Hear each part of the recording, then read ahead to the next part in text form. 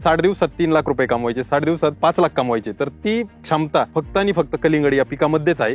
आपल्याला जास्तीत जास्त उत्पादन निघेल, परंतु त्यामध्ये असणाऱ्या ज्या रिस्क आहेत तर त्या आपल्याला सांभाळावं लागतील. आपण कोणत्या मार्केटला विकतोय, आपल्याकडे व्यापाऱ्याची मागणी कोणत्या पद्धतीच्या फळाला आहे, त्यानुसार आपण तो सेगमेंट किंवा ती व्हरायटी निवडू. आणि इतकं सेन्सिटिव्ह पीक आहे, म्हणजे तुमचं पाण्याचं नियोजन, तुमचं फवारणीचं नियोजन, रासायनिक खतांचं नियोजन जर बदललं तर ते त्याला अगदी लवकर प्रतिसाद देणारं पीक आहे. मग ती तुमची रिस्क होऊन जाते. रोपं लावली तर फायदा काय आणि बी लावली तर फायदा काय. कलिंगडासाठी बेड कसा असला पाहिजे? एक मतप्रवाह असा आहे, तुमच्या वेली जितक्या जास्त तितकं तुम्हाला उत्पादन जास्त.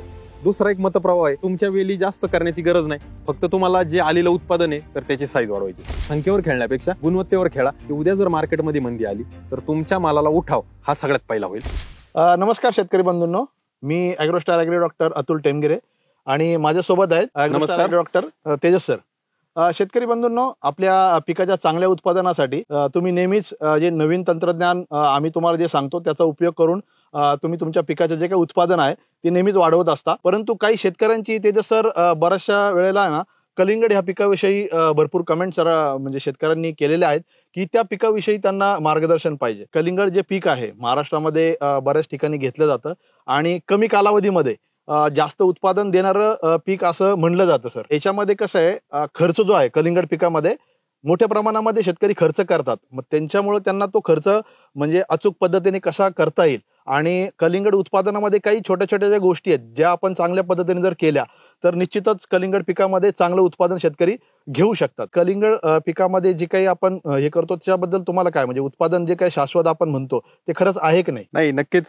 जसं की अतुल सर तुम्ही बोलला की कलिंगड हे महाराष्ट्रातलं मुख्य पीक आहे आणि खास करून रब्बी हंगामात जे भाजीपाला पिकांची लागवड होते तर त्यात सगळ्यात कमी कालावधीमध्ये सगळ्यात जास्त उत्पादन देणारं, म्हणजे अगदी शेतकरी असं बोलतात की 60 दिवसात 3 लाख रुपये कमवायचे, 60 दिवसात 4 लाख रुपये कमवायचे, 60 दिवसात 5 लाख कमवायचे, तर ती क्षमता फक्त आणि फक्त कलिंगड या पिकामध्येच आहे. इतर कोणतंही पीक इतक्या कमी कालावधीत इतका जास्त जो काही आर्थिक नफा आहे तर ते देऊ शकत नाही. परंतु जसं यात नफा जास्त आहे तशीच यात रिस्क पण जास्त आहे. जे तुम्ही मगाशी नमूद केलं की यामध्ये खर्च जास्त केला जातो, तर ॲग्रोस्टारच्या माध्यमातून आपण प्रयत्न करतोय की कमीत कमी खर्चामध्ये जास्तीत जास्त उत्पादन कसं घेतलं जाईल आणि जे काही तंत्रज्ञान आपण शेतकऱ्यांना सांगतोय तर ते माफक दरामध्ये परंतु ते जास्त उत्पादन देणार किंवा त्यांच्या उत्पादनामध्ये आपण म्हणतो ज्यांच्या उत्पादनामध्ये जास्त लाभ करणार असं तंत्रज्ञान कोणतंय तर ते आपण शेतकऱ्यांपर्यंत पोहोचवण्याचा प्रयत्न करत असतो. आपल्या एकंदरीत अनुभवावरून आणि काही तज्ञ शेतकऱ्यांच्या प्रॅक्टिकल नॉलेज मधून आपण या गोष्टी पुढे नेत असतो. तर कलिंगड पिकामध्ये आपल्याला जास्तीत जास्त उत्पादन निघेल, परंतु त्यामध्ये असणाऱ्या ज्या रिस्क आहेत तर त्या आपल्याला सांभाळावं लागतील. टप्प्याटप्प्याने आपण त्या रिस्क जर सांभाळू शकलो किंवा व्यवस्थापन त्याचं करू शकलो तर मला वाटत नाही की कलिंगडासारखं दुसरं कोणतंही पीक आपल्याला कमी कालावधीमध्ये इतकं जास्त फायदा देऊ शकतं. ओके, म्हणजे निश्चितच म्हणजे तुम्ही जे आता सांगताय की आपण कमी कालावधीमध्ये जर चांगलं नियोजन जर केलं तर निश्चितच कलिंगड पिकामध्ये आपण चांगलं उत्पादन अगदी घेऊ शकतो. तर कसं आहे, म्हणजे आता म्हणजे बरेचसे शेतकरी म्हणतात कलिंगड पीक आपण म्हणजे लागवड करण्यापूर्वी महत्वाचं म्हणजे त्याच्यामध्ये जाती, वेगवेगळ्या प्रकारच्या जाती आहेत, त्याच्यामध्ये वेगवेगळ्या प्रकारचे सेगमेंट आहेत. शेतकऱ्यांनी म्हणजे चांगलं उत्पादन मिळण्यासाठी कुठल्या सेगमेंटची कुठल्या वेळेला, म्हणजे असं काही आहे का की ह्या वेळेला ह्या सेगमेंटची तुम्ही जर लागवड केली तर निश्चितच दर तुम्हाला चांगला मिळेल, किंवा मॅनेजमेंट म्हणजे कुठल्या सेगमेंटला जर म्हणजे काय मॅनेजमेंटचं काय असं आहे का? बहुतांशी भाजीपाला पिकामध्ये जे शेतकरी कायम भाजीपाला पिकाची लागवड करत असतात तर ती ही गोष्ट जाणतात की एक जाती हा नंतरचा प्रकार आहे, त्याच्यापूर्वी येतं तर ते सेगमेंट. बरोबर. आणि तो जो सेगमेंट जो आहे तर तो कलिंगड पिकामध्ये कोणता सेगमेंट निवडला त्यानुसार नियोजन किंवा त्याचं जे काही व्यवस्थापन आहे ते बदलतं, त्यानुसार लागणारा खर्च किंवा भांडवल बदलतं आणि त्याच पटीमध्ये आपल्याला येणारं जे काही नफा म्हणतो किंवा जे पैसे म्हणतो तर तेही बदलतात. कलिंगडात प्रामुख्याने 3 प्रकारच्या जाती पडतात. जे अगदी पारंपरिक पद्धतीने चालत आलं होतं तर ते जुबली ओव्हल, म्हणजे खूप मोठ्या आकाराचं कलिंगड, खास करून शहरी भागामध्ये जिथं फ्रूटचे स्टॉल लागतात किंवा ज्यूस सेंटर असतात तिथं ते चालतं. चट्टे त्याच्यावर हिरव्या आणि पोपटी रंगाचे चट्टे आणि खूप मोठं फळ, जुबली ओव्हल प्रकार तो त्यातला होता. त्यानंतर तो थोडा कमी प्रचलित झाला. त्यानंतर एक नवीन प्रकार आला तर तो शुगर पॅक आला. शुगर पॅक प्रचलित होण्याचं कारण म्हणजे जे त्यातलं जी गोडी आहे तर ती थोडी जुबली ओव्हल पेक्षा चांगली यायला लागली, कलर चांगला यायला लागला, क्रिस्पीनेस यायला लागला. मग तोही परत एकदा स्टॉलवर किंवा फ्रूटचा किंवा जे आपलं ज्यूस सेंटर आहे तर तिथं चालायला लागला. त्यातही जो काही आईस बॉक्स सेगमेंट आहे तर त्यात थोडंसं भांडवल जास्त लागायला लागलं आणि त्यातून येणारा नफा हा वाढायला लागला. परंतु अलीकडच्या काळामध्ये गेल्या 4-5 वर्षामध्ये म्हणा किंवा एक 7-8-10 वर्षामध्ये जो ट्रेंड आलाय तर तो आईस बॉक्स, जो आपल्या छोट्या कुटुंबासाठी आणि छोट्या आकाराचं फळ तर तो सगळ्यात जास्त प्रचलित झालाय, ज्याचं उत्पादन अप्रतिम उत्पादन आहे, ज्याची टेस्ट म्हणाल किंवा ज्याचा गर म्हणतो आपण, तर त्याची क्वालिटी खूप आहे. आणि त्यामध्ये असंख्य अशा जाती आहेत. म्हणजे जर आईसबॉक्सचा जर विचार केला तर सुरुवातीला किरण 2 अशा प्रचलित जाती होत्या. त्यानंतर काही काळ शुगर क्वीन खूप प्रचलित होती, सागर किंग प्रचलित आहे, मेलडी आहे. त्यानंतर ॲग्रोस्टारची जी रेड बेबी आहे, तर गेल्या 2-3 वर्षापासून ती खूप प्रचलित आहे. तर अशा ज्या जाती आहेत तर त्या खूप प्रचलित झाल्या. आणि आता अजून एक थोडासा ट्रेंड बदलत चाललाय की जो सीडलेस वॉटरमेलनचा पण यायला लागलाय. तेच मी आता तुम्हाला विचारणार होतो, तर seedless. तो आईसबॉक्स प्रकारातलाच आहे, पण सीडलेसचं मार्केट म्हणजे जे काही ग्राहक आहे, तर आता जो सगळ्यात महत्वाचा मुद्दा येतो की आपण सेगमेंट निवडताना किंवा वाण निवडताना तर आपण काय काळजी घेणार. तर पहिली गोष्ट म्हणजे आपल्या मार्केटमध्ये काय चालतं, आपण कोणत्या मार्केटला विकतोय, आपल्याकडे व्यापाऱ्याची मागणी कोणत्या पद्धतीच्या फळाला आहे, त्यानुसार आपण तो सेगमेंट किंवा ती व्हरायटी निवडू. आणि ती व्हरायटी निवडल्यानंतर त्याचं व्यवस्थापन आपण पुढच्या टप्प्यामध्ये पाहू. परंतु सीडलेसला अजून तरी फारसं असं मार्केट नाही. ठराविक मॉलमध्ये किंवा जे काही प्रीमियम डिमांड आहे त्याची, तर ती लिमिटेड आहे. त्यामुळं सीडलेसकडे लगेच जाण्याची गडबड होता कामा नये. किंवा ज्यांच्याकडे प्रोटेक्टिव्ह कल्टिवेशन आहे, ज्यांच्याकडे पॉली हाऊस किंवा व्हर्टिकल फार्मिंग आहे, तर त्यांनी सीडलेसकडे जावं. परंतु ज्यांच्याकडे पारंपरिक पद्धतीची शेती आहे, तर त्यांनी आजही आईसबॉक्स जर केलं तर खूप चांगलं आणि जास्त उत्पादन त्यांना मिळू शकतं. फक्त आईसबॉक्स करणाऱ्याला आम्ही वारंवार सांगत असतो की ज्याला काकडीचा अनुभव आहे, ज्याला कमीत कमी जे वेलवर्गीय पीक आहेत, जे या कुळातील, म्हणजे ही जी फॅमिली आहे कुकुरबिटेसी, तर ह्या फॅमिलीतल्या क्रॉपचा ज्याला अनुभव आहे तर त्यांनी आईसबॉक्स करावं. ज्याला हा अनुभव नाही त्यांनी करू नये, कारण इतकं मलूल आणि इतकं सेन्सिटिव्ह पीक आहे. म्हणजे तुमचं पाण्याचं नियोजन, तुमचं फवारणीचं नियोजन हे जर बदललं, रासायनिक खतांचं नियोजन जर बदललं, तर ते त्याला अगदी लवकर प्रतिसाद देणारं पीक आहे. मग ती तुमची रिस्क होऊन जाते. त्यासाठी तुम्हाला तो अनुभव असणं गरजेचं आहे. तो जर अनुभव असेल तर आईसबॉक्स हा सगळ्यात चांगला प्रकार आहे, ज्यामध्ये मी जसं सांगितलं की शुगर क्वीन आहे, मेलडी आहे, ॲग्रोस्टारची रेड बेबी आहे, तर या पद्धतीचा कोणताही वाण तुम्ही निवडू शकता. निश्चितच म्हणजे मार्केटमध्ये कस्टमरची डिमांड ही मत काय आहे आणि मार्केटची डिमांड काय आहे ते बघून आपण जी काय आहे म्हणजे सेगमेंटचं निवड करणं गरजेचं आहे. एकदम. म्हणजे आपल्या एरियामध्ये कुठल्या मार्केट आहेत त्या पद्धतीने आपण, तुम्ही जसं म्हटले जुबली ओला असेल, आईसबॉक्स असेल, हो. या सेगमेंट पैकी आपण कुठली म्हणजे शेतकरी निवड करू शकता. बरोबर. या 2 तर आहेत, पण मला असं वाटतं अजून एक गोल प्रकारामधलं सुद्धा कलिंगड जे आहे हो. ते पण काही शेतकरी लावतात. म्हणजे त्याच्याबद्दल काय, म्हणजे जे गोल प्रकारातील कलिंगड होतं, तर जसं ऑगस्टा व्हरायटी होती, तर ती खूप चालली होती, प्रचलित होती. परंतु आता गोल प्रकारातलं असं आहे की त्याचं ज्याला पहिल्यांदा लागवड करायची, तर त्यांनी गोल प्रकारात जाणं खूप गरजेचं आहे. बरं, त्याला कारण असं की जर तुम्ही आईसबॉक्सचं बियाणं पाहिलं किंवा तुम्ही रेड बेबीचं बियाणं पाहिलं, तर एका पॅकेटची किंमत जर त्याची 2,000 रुपये असेल, तर जे गोल प्रकारातले तर त्याची अवघी 500 रुपये एका पॅकेटची. म्हणजे तुमचा बियाण्याचाच खर्च डायरेक्ट 25% राहिला, 75% खर्च गेला.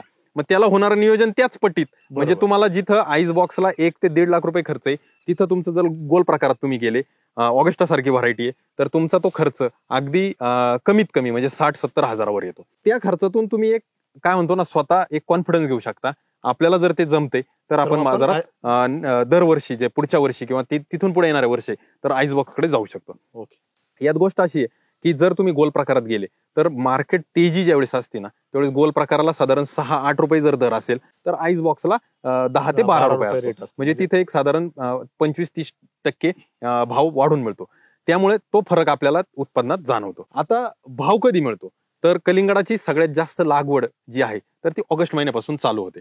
यावर्षी पाऊस थोडा लांबलाय, कदाचित लागवड थोडीशी उशिरा होईल, परंतु लागवड मोठ्या प्रमाणात ऑगस्ट महिन्यापासून चालू होते. ही ऑगस्ट पासूनची लागवड अगदी उन्हाळा संपेपर्यंत चालते. ज्यावेळेस रमजानचा महिना असतो त्यावेळेस खूप जास्त मागणी असते. मी म्हणणार नाही की रमजानमध्ये भाव जास्त असतो, कारण रमजानमध्ये मागणीच्या तुलनेमध्ये पुरवठा जर जास्त झाला तर निश्चितच भाव नसणार.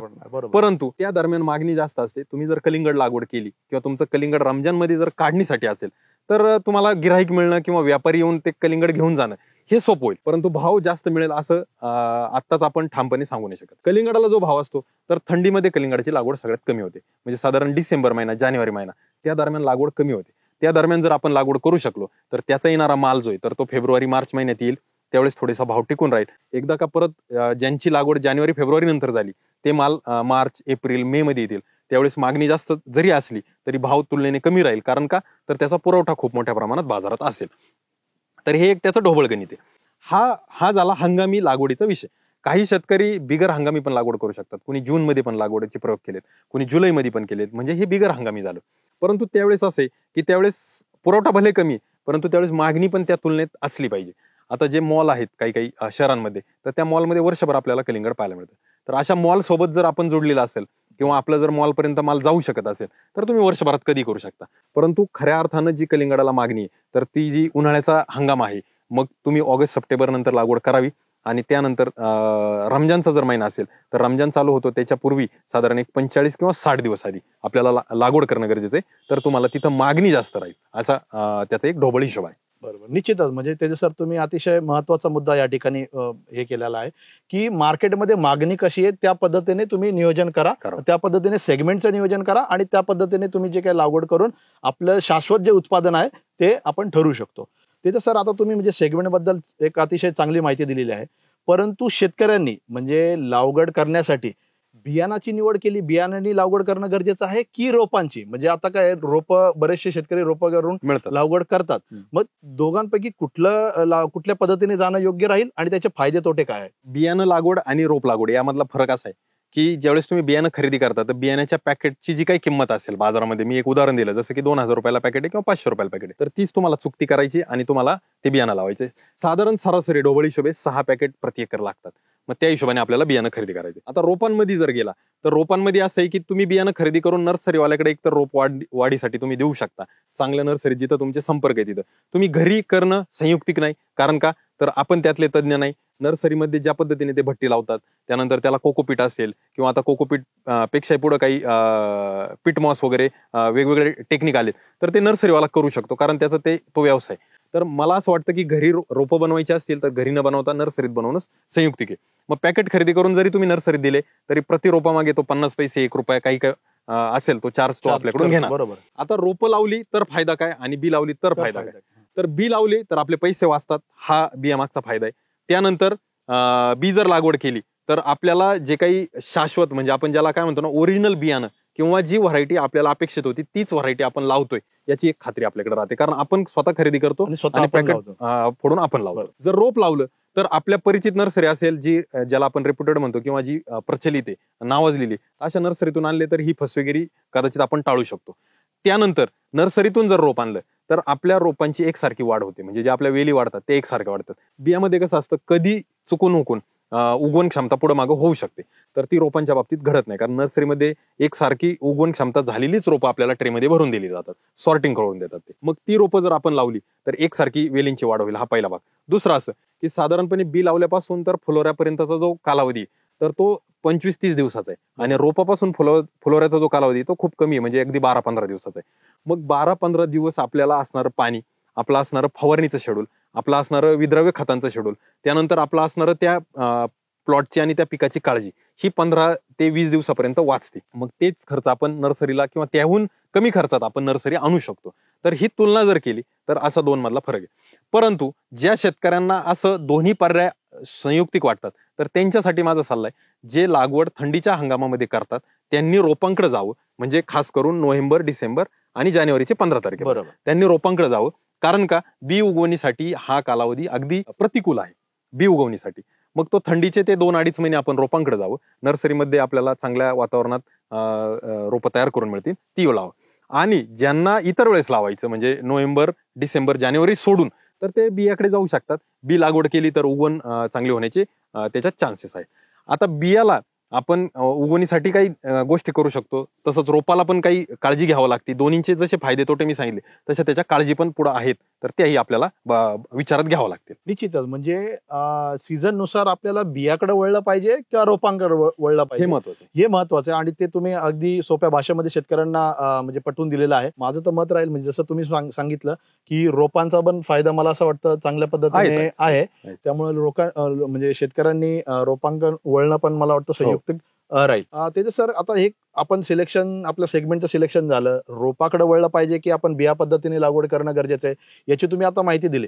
परंतु लागवड कशा पद्धतीने करणं गरजेचं आहे? आता बेड, बरेचसे शेतकरी बेड बनवतात, पण बेड बनवताना सुद्धा कलिंगडासाठी बेड कसा असला पाहिजे? आता जे पारंपरिक भाजीपाल्याची शेती करतात खास करून त्याला बेडबद्दल जास्त काही सांगायची गरज नाही. ऊस उत्पादक शेतकरी त्याला बेडबद्दल जास्त काही सांगायची गरज नाही, त्यांना तो बेड प्रचलित आहे.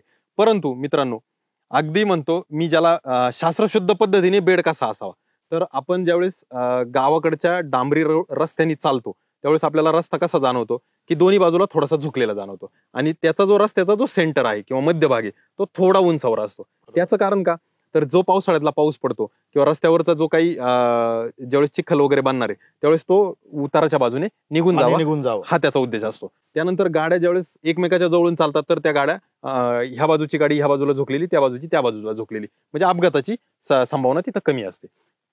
तर हेच बेडच्या बाबतीत सूत्र लागू होतं.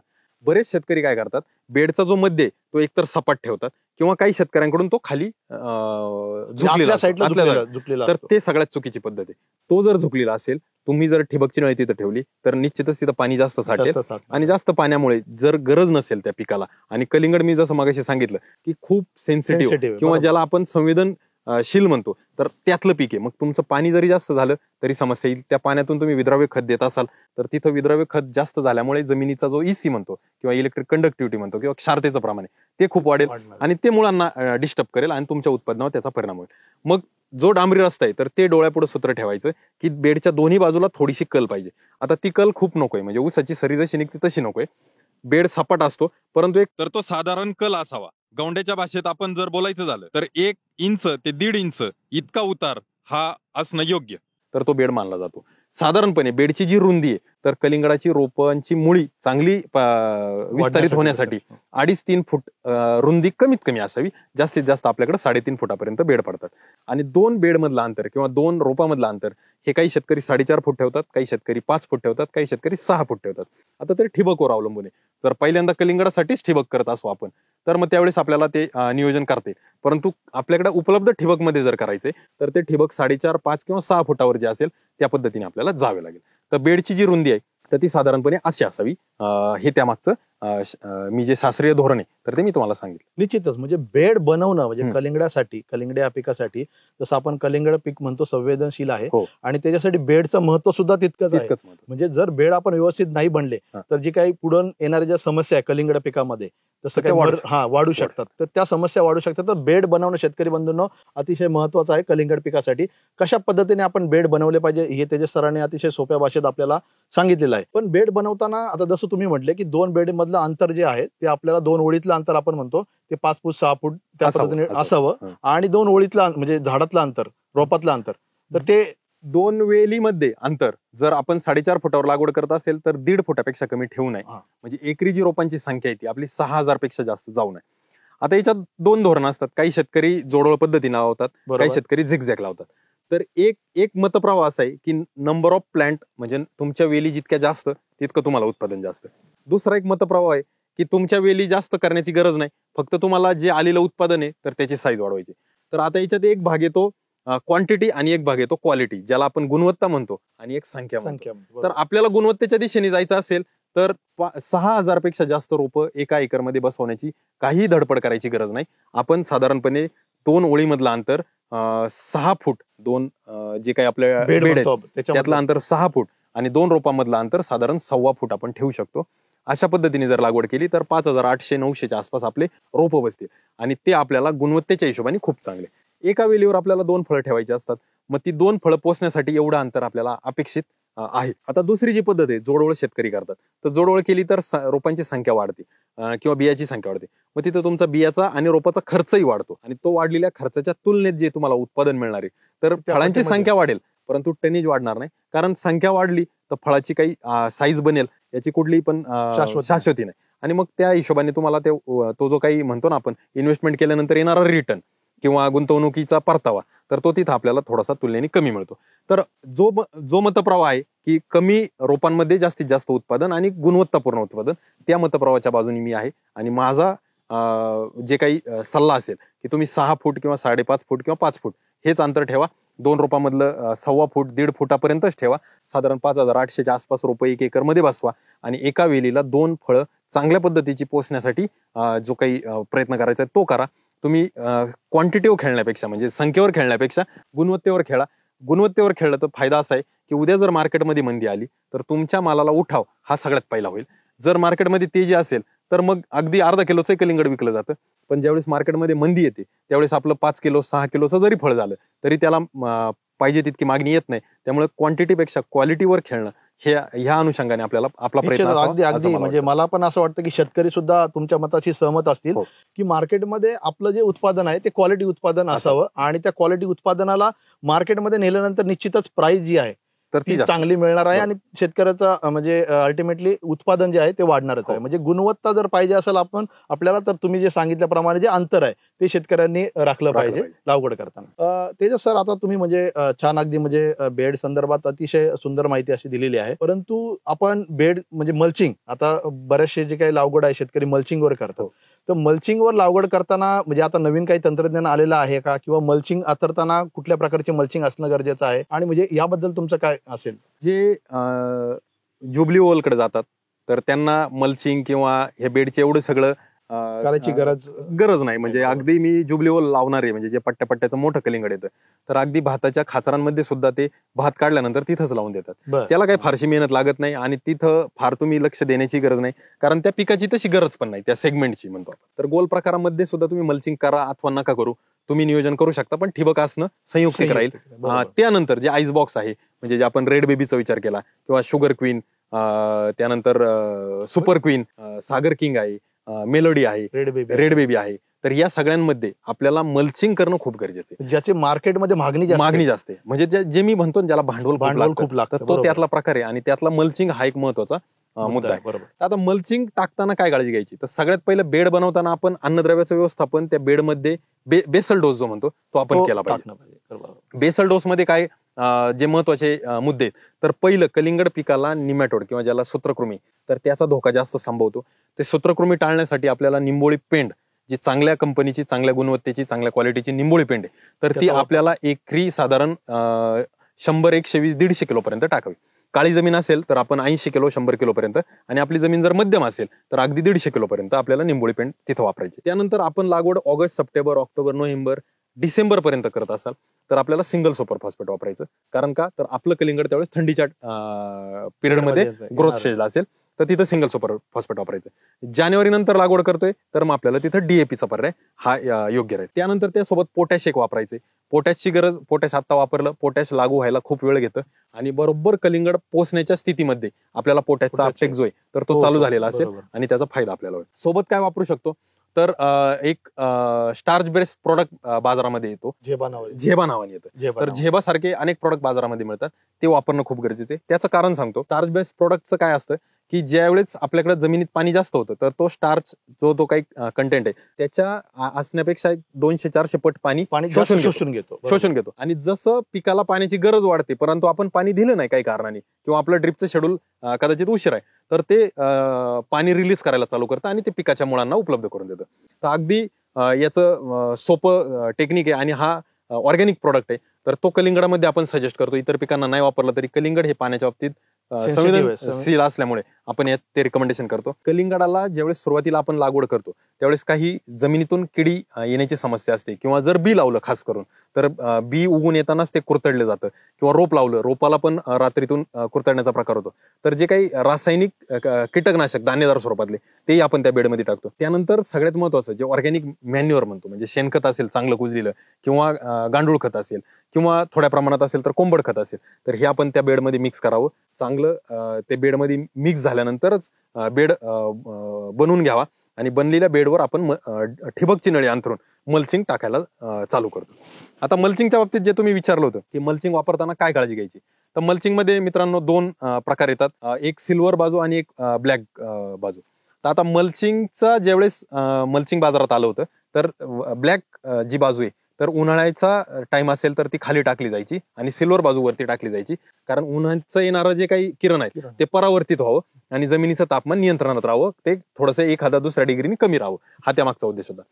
ब्लॅक बाजू वर कधी टाकायची, तर थंडीच्या दिवसामध्ये ब्लॅक बाजू वरती यायची. थंडीचे दिवस म्हणजे साधारणपणे आपण ऑक्टोबर, नोव्हेंबर, डिसेंबर पर्यंतची जी लागवड करतो त्यावेळेस ती ब्लॅक बाजू वरती यायची, सिल्वर बाजू खाली यायची. आता ब्लॅक बाजू वरती आल्यानंतर जे सूर्याचे किरण येतात तर सूर्याच्या किरण परावर्तित न होता ते राहतील आणि जमिनीजवळचं तापमान थोडंसं 1-2 डिग्रीने वाढेल, जे थंडीमध्ये पोषक राहील. तर हा त्यामागचा उद्देश होता. कलिंगड पिकामध्ये हे आपण वापरू शकतो.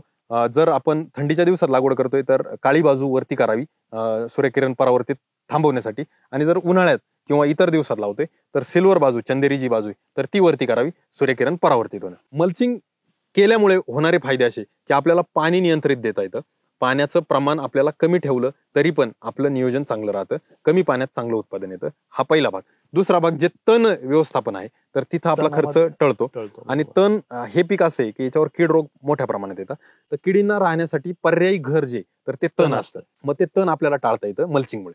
तिसरी गोष्ट अशी आहे की मल्चिंग केल्यामुळे जे काही सूर्यकिरण परावर्तित होतात, तर त्यामुळे जी रस शोषक किडी पिकाच्या पानांच्या खाली राहते, तर त्या किडीला अडथळा येतो. म्हणजे जे आपण त्या किडीचे डोळे चमकल्यामुळे ती किडी जी सक्रियता आहे तिची, तर तिचा कालावधी कमी होऊन जातो. म्हणजे ती जी डॅमेज आपल्याला पिकाला समजा 10 तास करणार आहे, तर ह्या परावर्तित किरणांमुळे कदाचित ते 2 तास 3 तास किंवा 4 तास एवढंच ती आपल्याला डॅमेज करेल, तर तिचा तो कालावधी कमी होऊन जातो. तर हे 2-3 फायदे मल्चिंगचे आहेत, त्यामुळे मल्चिंग वापरणं खूप गरजेचं आहे. परंतु कलिंगड या पिकामध्ये मल्चिंग वापरताना काही 2-3 गोष्टींची काळजी आपण सांगतो. त्याला कारण असं की आता पावसाळा संपलाय, पावसाळ्यात आपली जमीन पूर्ण 3 महिने 4 महिने किंवा आता काही ठिकाणी खूप अति पाऊस झालाय, तर जमीन खूप ओली झालेली आहे. कलिंगड पिकाला मर रोगाचा धोका आहे. जमीन इतकी ओली झालेली आहे, ते जमिनीमध्ये जे काही बुरशी आहेत, तर त्यांना पोषक वातावरण आहे, तर ते टाळण्यासाठी आपल्याला मल्चिंग टाकत असताना ज्यावेळेस आपण आपला बेड बनवतो, त्यावर ठिबकची नळी अंथरतो, त्यावेळेस एकदा ठिबकची नळी किंवा ठिबक संच आपला चालू करावा. सगळ्या ठिकाणी आपलं ठिबक चालतंय का नाही ते बघावं. कुठं लिकेज आहे, कुठं नळी कापलेली आहे, कुठं चिरलेली आहे ते चेक करावं. अगदी 5 मिनिटात आपण एक 2-3 मजूर लावून ते काय म्हणतो त्याचं सुपरविजन किंवा त्याची पाहणी करून घ्यावी आणि लगेच ठिबक बंद करून टाकावं. त्यानंतर मल्चिंगचा पेपर अंथरून घ्यायचा. मल्चिंगचा पेपर अंथरल्यानंतर कमीत कमी 2 दिवस त्याला होल पाडायचे नाही.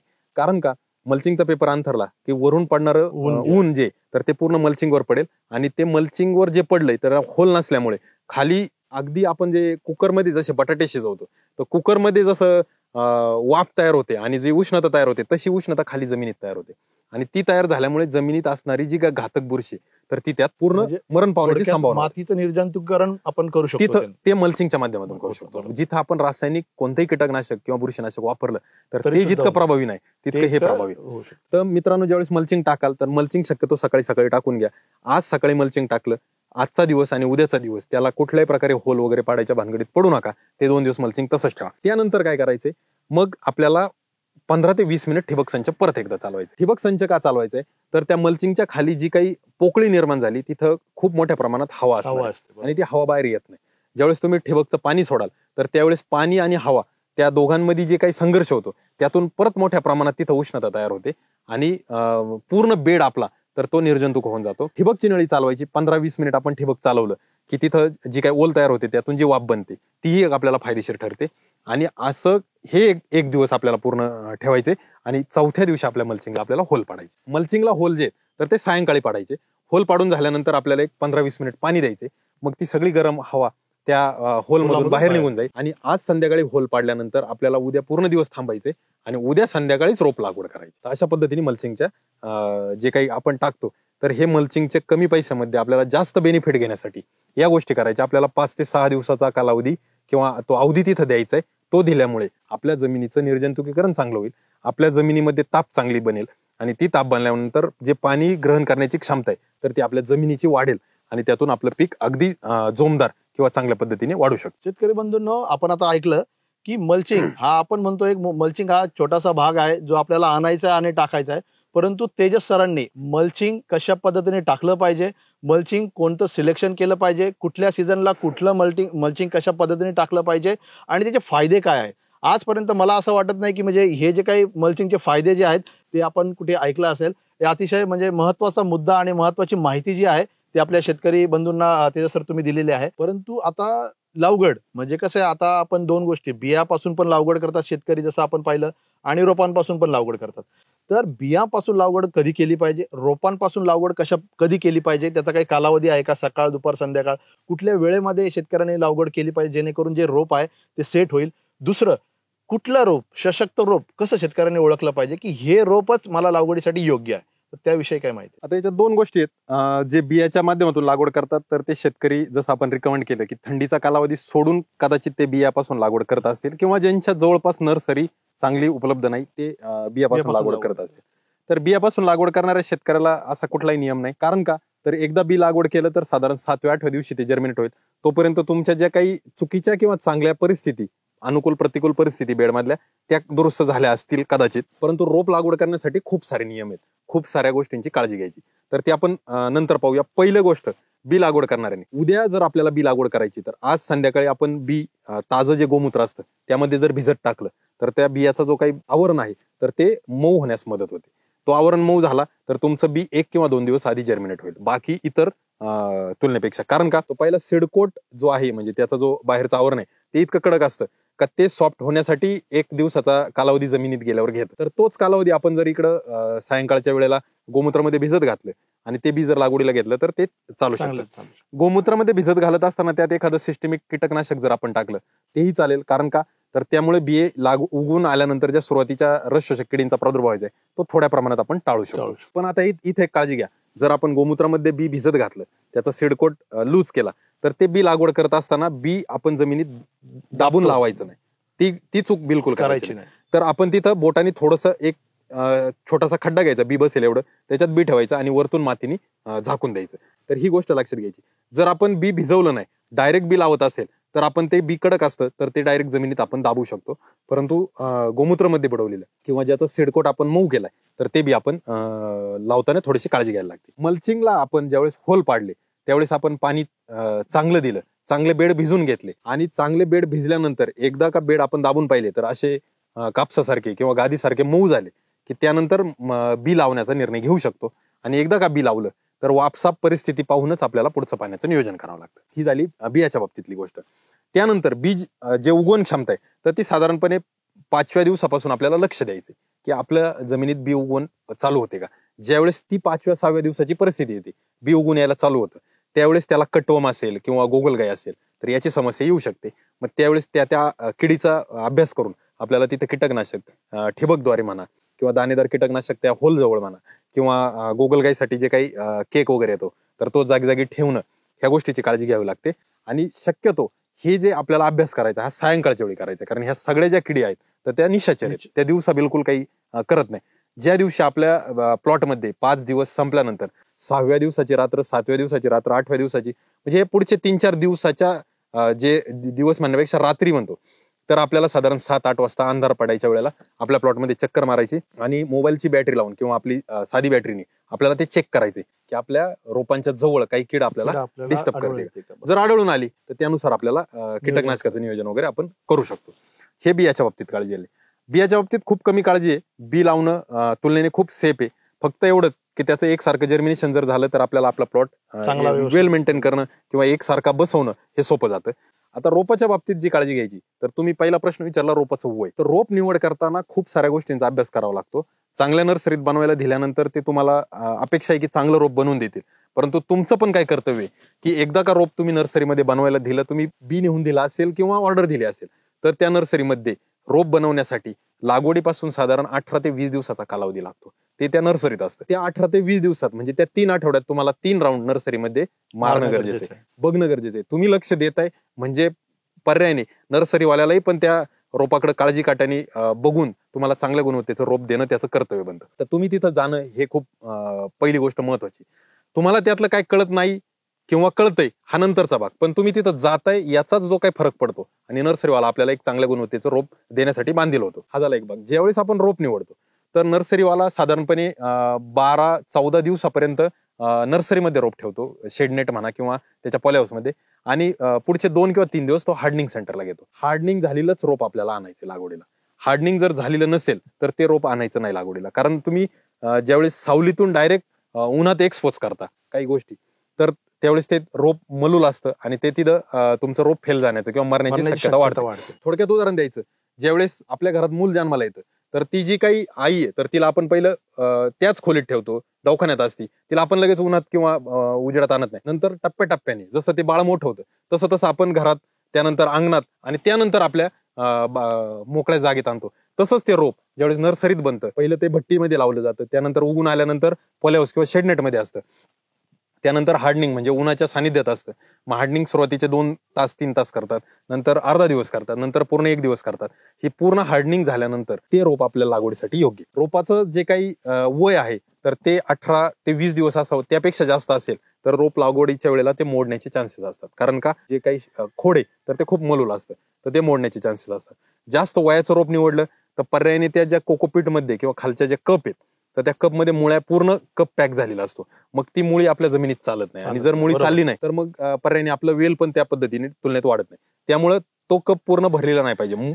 जो कोकोपीटचा कप आहे तर त्यामध्ये जी काही मुळं आहेत तर ती साधारणपणे 70% 80% पर्यंत असावीत. 20% तरी जागा रिकामी असावी, जेणेकरून पुनर्लागवड केल्यानंतर ती मुळं आपल्या जमिनीत जाते. तर ह्या दोन गोष्टींची आपल्याला काळजी घ्यायची. रोपाचा शेंडा बघायचा, शेंडा चालू असलेला पाहिजे, त्यावर रस शोषक किडींचा कुठलाही प्रादुर्भाव नसावा. नर्सरीमध्ये काही नर्सरीवाले रस शोषक किडींची एखादी दुसरी फवारणी घेतात, तर ती त्यांनी घेतली का नाही ती खात्री करावी. त्यांनी कोणती फवारणी घेतली त्याचाही अभ्यास करावा, जेणेकरून तीच फवारणी आपल्याला परत पुढे लगेच यायला नको, बदलून आपल्याला फवारणी घ्यायची. तर या गोष्टींची सगळं माहिती आपल्याकडे असणं खूप गरजेचं आहे. आणि अशा पद्धतीचं रोप दिसायला हिरवगार नसेल तरी चालेल, रोप दिसायला पिवळसर असेल तरी चालेल, परंतु मुळी रोपाची कशी आहे आणि रोपाचा शेंडा चांगला आहे का, या दोन गोष्टींकडे आपल्याला लक्ष द्यायचं.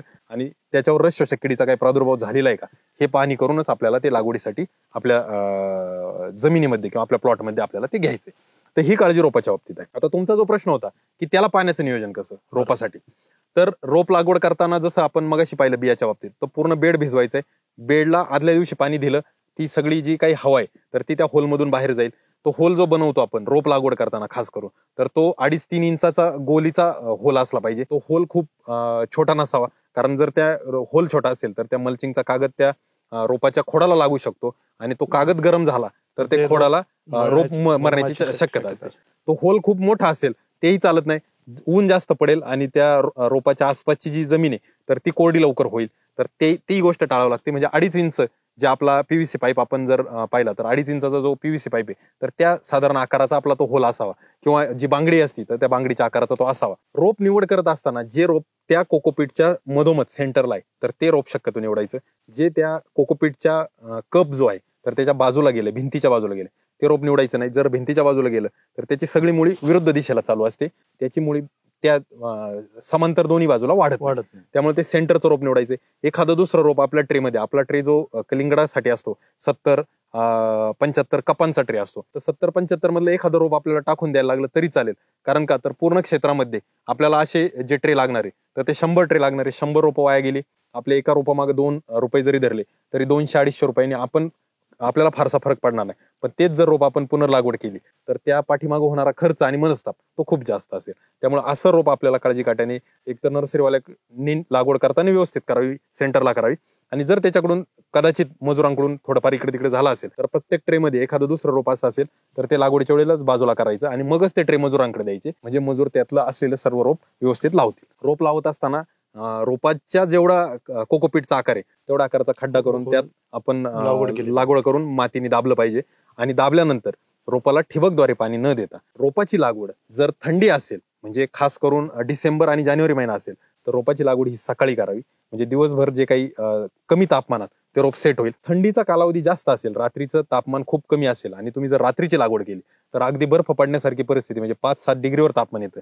आणि रात्री त्या रोपांमधल्या जे काही पानं आहेत तर त्या पानातलं पाणी हे बर्फ होण्याची परिस्थिती बनते आणि मग ते रोप जाण्याची शक्यता असते. त्यामुळे दिवसा करावी. परंतु हे 2 महिने सोडले, डिसेंबर जानेवारीची किंवा अति थंडीचे 2 महिने सोडले, तर रोपाची लागवड ही सायंकाळीच करावी.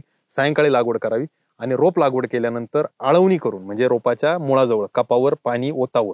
एक कपाला कमीत कमी आपला जो काही चहाचा कप म्हणतो आपण तेवढं भरून जरी पाणी ओतलं तरी ते मजुरांकरवीच ओतावं. ठिबकद्वारे पाणी देऊ नये.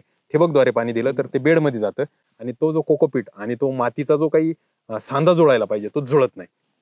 त्यासाठी ती आळवणी आपण पाण्याची करावी.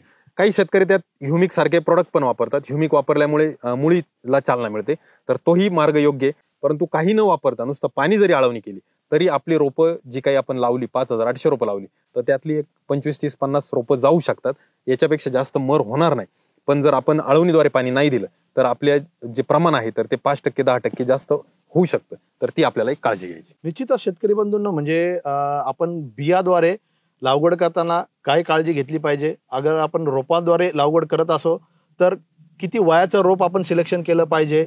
रोप सिलेक्शन करताना ते रोप कसं असलं पाहिजे, ते सशक्त रोप आपण कसं ओळखाल याची माहिती आपल्याला तेजस सरांनी दिलेली आहे. आणि रोप आल्यानंतर लावगड ती खूप महत्वाची आहे. लावगड कशा पद्धतीने करणं गरजेचं आहे आणि लावगड केल्यानंतर पाण्याचं महत्व, म्हणजे ते महत्वाचं आहे की लागवड केल्यानंतर काही शेतकरी लगेच ड्रीपद्वारे म्हणजे पाणी देतात आणि भरपूर प्रमाणामध्ये पाणी गेल्यानंतर म्हणजे ते मरायची म्हणजे रोप मरण्याची जी समस्या आहे ती जाणवू शकते. तर म्हणजे पाणी पण कशा पद्धतीने देणं गरजेचं आहे लागवड केल्यानंतर तेही तेजस सरांनी आपल्याला सांगितलेलं आहे. तर शेतकरी बंधूंना अतिशय महत्वाची माहिती कलिंगड पिकाविषयी जो सुरुवातीचा भाग आहे, जसं की आपण म्हणजे सेगमेंट सिलेक्शन असू किंवा जात सिलेक्शन असू दे, त्याची लावगड, त्याचं बेड प्रिपरेशन असू दे, मल्चिंग असू दे, या किंवा लागवड कशा पद्धतीने करणं गरजेचं आहे, रोपाचं सिलेक्शन असेल, या सर्वांची एक इत्थंभूत माहिती आणि एक म्हणजे आपण डीपली जे तंत्रज्ञान जे म्हणतो ते तेजस सरांनी आपल्याला सांगितलेलं आहे. असंच म्हणजे आता ह्या पुढील भागामध्ये आपण जे आहे अन्नद्रव्य व्यवस्थापन कलिंगड पिकामध्ये आपण उत्पादन घेतो, काही टनामध्ये आपण उत्पादन घेतो आहोत. तर त्याचं जे काही अन्नद्रव्य व्यवस्थापन आपण कशा पद्धतीने करणार आहोत त्याचं मार्गदर्शन आपण तेजस सरांकडून घेणार आहोत. तसं पाण्याचं नियोजन, कारण की कलिंग पीक जे आहे संवेदनशील आहे, तर पाणी आपण कशा पद्धतीने शेवटपर्यंत दिलं गेलं पाहिजे त्याचं पण आपण म्हणजे मार्गदर्शन आपण तेजस सरांकडून पुढील भागामध्ये घेणार आहोत. रोग आणि कीड, कलिंगड पिकामध्ये काही रोगांची समस्या असते, काही किडींची समस्या आहे. व्हायरस हा पण एक महत्वाचा पार्ट आहे कलिंगडच्या उत्पादनामध्ये. त्याच्याविषयी सुद्धा माहिती जी आहे ते आपण पुढील भागामध्ये तेजस सरांकडून घेणार आहोत. जर तुम्हाला ही माहिती आवडली असेल तर ती माहिती इतर शेतकऱ्यांना तुम्ही अवश्य द्या, जेणेकरून त्यांनाही या माहितीचा फायदा होईल. आणि ह्या माहिती म्हणजे असे जे काही व्हिडिओ जे आहेत ते पुढील भागामध्ये जर तुम्हाला पाहायचं असेल तर आमच्या चॅनलला सबस्क्राईब करा, जेणेकरून नोटिफिकेशन तुम्हाला वेळोवेळी येत राहील आणि असेच पिकाच्या उत्पादनामध्ये जे काही तंत्रज्ञान आहे त्याविषयीची जी माहिती आहे ती तुम्हाला ह्यांच्या माध्यमातून मिळत जाईल. धन्यवाद.